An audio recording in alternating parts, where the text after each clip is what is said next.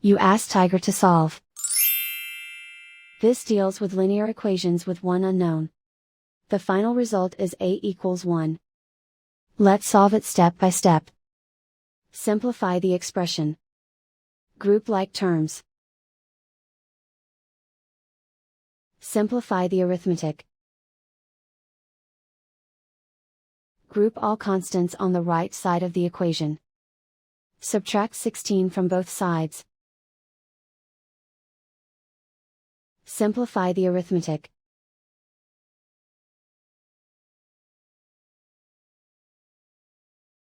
Isolate the A. Divide both sides by -25. Cancel out the negatives. Simplify the fraction. Cancel out the negatives. Simplify the fraction.